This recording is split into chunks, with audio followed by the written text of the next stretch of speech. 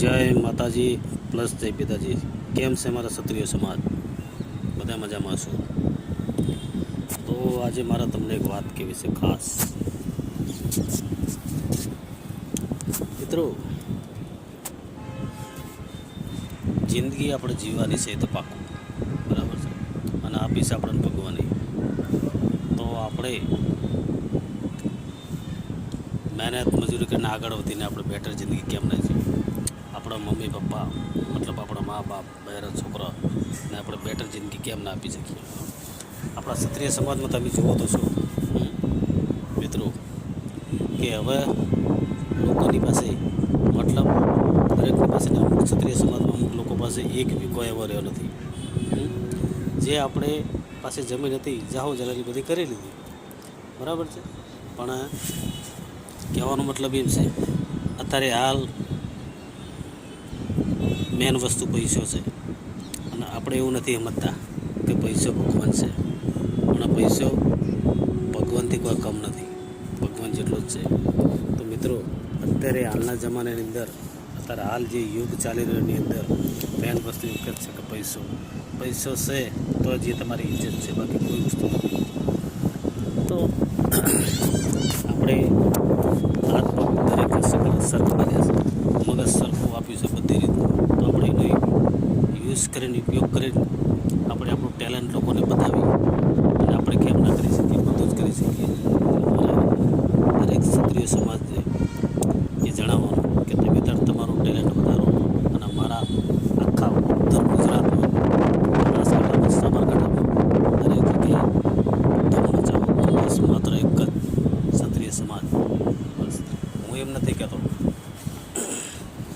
હું મારા સમાજને કેમ પકડીને પેલું આગળ કહું છું કે બીજા સમાજને કોઈ વસ્તુ ગમે ન ગમે, કોઈ વાત ગમે ન ગમે, તો હું મારા સમાજને તો ગમે તે કહી શકું. મારો સમાજ મને સમજ છે, બરાબર, અને મારે મારા સમાજને સમજાવવું છે. એ માટે કહું છું કે મિત્રો, મારો વિડીયો ચોક્કસ જોજો તમે. અને દરેકના ઘરે જઈને આપણે મેસેજ તો પહોંચાડી શકતા નથી, પણ આ એક એવો યુગ, ઇન્ટરનેટનો એવો યુગ આવ્યો છે તે આપણે યુટ્યુબ દ્વારા, ફેસબુક દ્વારા, વોટ્સઅપ દ્વારા બધાને મેસેજ આપણે જે આપવો એ આપી શકીએ. અને તમે જોઈ રહ્યા છો અત્યારે હાલ ચારે બાજુ ઠાકોર, ક્ષત્રિય બધી જ રીતે ધૂમ મચાઈ રહ્યા છે. એ જ રીતે આગળ પ્રગતિ કરતા રહો. અને જે મળે ફૂલ લે તો ફૂલની પોકળી, દરેક પ્રમાણે સેવા કરતા રહો. કારણ કે જો બધા સેવાઓ તો કરે જ છે, આપણને દેખાય છે. અમુક સેવાઓ કરે છે, કોઈ કહેતા નથી, કોઈ બતાવવા માટે કહે છે, કોઈ કહે છે, આ રીતનું બધું જ છે.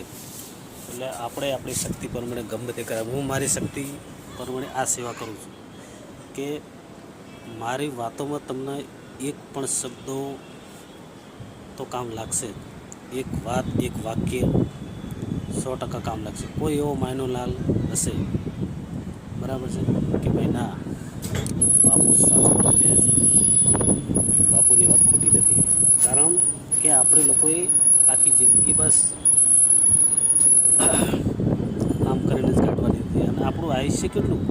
પહેલાં ભગવાને આપણને 100 વર્ષ આપેલું, એમાંથી ભગવાને આપણને 20% લેસ કર્યું, GST કાપીને લેસ કર્યું. તો આપણી પાસે 80 વર્ષ રહ્યા. 80 વર્ષમાં કોઈ સરખી રીતે 80 વર્ષ જીવતું નથી. તમે જુઓ છો ને અત્યારે નાના બાળ લોકો, કોઈ વ્યસન, મતલબ વ્યસન, કોઈ દારૂ, કોઈ બધી રીતના વ્યસનોમાં તમે જુઓ છો. એમાં આપણા બાપુઓના ગામમાં તો નાના બહેરા કેવા રોડેલા છે, એ તમે જુઓ છો ને. તો કહેવાનો મતલબ આપણે આપણી જિંદગી તો જઈએ છીએ, પાછળની જિંદગી એ લોકોને કઈ રીતે કાઢવી, શું છે એ આપણે બધું જોવું પડે. અને હું તો એમ કહું, જાગો ક્ષત્રિયો, જાગો, આંખ ખોલીને જાગો.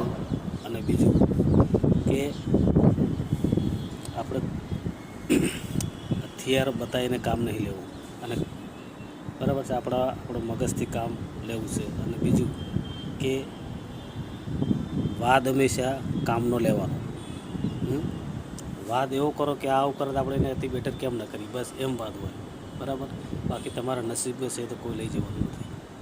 એટલે એટલે મિત્રો, દુનિયામાં આવ્યા પછી જવાનું છે તો પાક્કું આ મગજમાં યાદ કરી દેજો, બરાબર. જો તમને મારો વિડીયો સારો લાગ્યો તો ધ્યાનથી સાંભળજો, સમજજો, અને પછી તમને લાગે એ જે કરો. જય માતાજી પ્લસ જય પિતાજી.